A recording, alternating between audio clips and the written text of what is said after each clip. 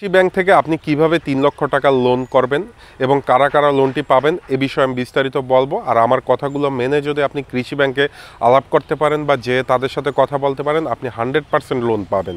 তো অনেকেই আছে গ্রামের থাকে এবং প্রবাসীরা আছে যারা একটি লোন নিতে চান, লোন নিতে পারছেন না, কারণ অনেকেরই দেখা যায় কাগজপাতি ঠিক নেই। তো এই জন্য বলবো, যারা গ্রামে থাকেন, বিশেষ করে আপনার খামার আছে বা একটি সবজির ঘের আছে, বা আপনি বছরের যে ধান চাল তারপর তরমুজ চাষি যারা আসেন, চাষাবাদ করেন, তাদের জন্য খুব সহজ উপায় আপনি কিভাবে এই কৃষি ব্যাংক থেকে লোন নেবেন সেটাই বলবো।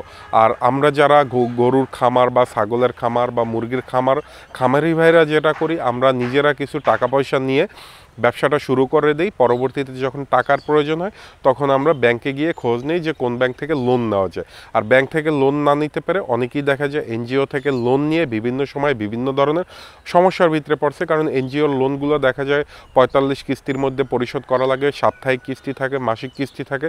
সেক্ষেত্রে দেখা যায় যে অনেক সময় অনেকেই বিপদে পড়ে যায় এবং সঠিক সময় তারা লোন পরিশোধ না করতে পারে, অনেকেই ব্যবসা গুটিয়ে চলে যায় বা ব্যবসায় লস খায়। তো আপনাদের বলবো যে কৃষি ব্যাংক থেকে আপনি কিভাবে 3 লক্ষ টাকা লোন নিয়ে এবং 2 বছর থেকে 3 বছর মেয়াদি কিস্তি দিয়ে আপনি পরিশোধের মাধ্যমে আপনি লোনটা নেবেন।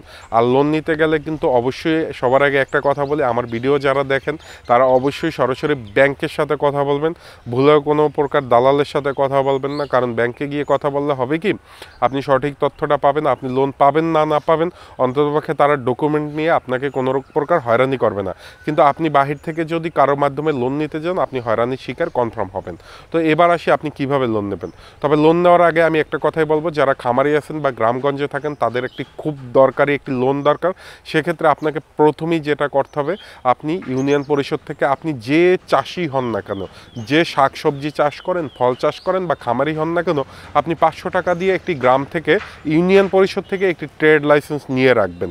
আর ট্রেড লাইসেন্স নেওয়ার পর আপনি সরাসরি এই লাইসেন্সটা নিয়ে আপনি ব্যাংক কর্তৃপক্ষের সাথে দেখা করবেন বা যে কোনো মাধ্যমই হোক, আপনি সরাসরি ব্যাংকের কোনো অফিসারের সাথে কথা বলবেন। ভুলেও কোনো তৃতীয় পক্ষের সাথে কথা বলবেন না।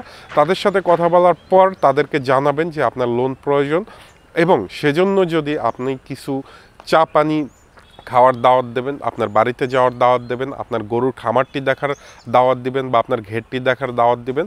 তো দাওয়াত দিলে চা নাস্তার দাওয়াত দিবেন, চা নাস্তার দাওয়াত দিলে তারা ইনশাল্লাহ আসবে এবং আসার পর আপনার খামারটি বা আপনার জায়গা জমিটি ঘুরিয়ে দেখাবেন, বা আপনার যে লাইসেন্স নাম্বারটা আছে যে ভাই আমার লাইসেন্স আছে, সব কিছু ঠিকঠাক আছে। তো এই উপায়ে যদি তারা আসার পর তাদের যদি আপ্যায়ন করতে পারেন বা তাদের যদি বুঝাতে পারেন যে খামারটা বা আপনার যে কৃষির যে ঘেরটা থাকে সেটা আপনার, তাহলে 100% আপনার লোনটা 15 দিন থেকে বা 20 দিনের ভিতরে লোনটা 100% 3 লক্ষ টাকার লোন আপনাদের পাস হয়ে যাবে। কারণ আমি অনেক গ্রামের লোককে দেখছি যারা এই 2 লাখ 3 লাখ টাকার লোন খুব সহজভাবে নিতে পারছে।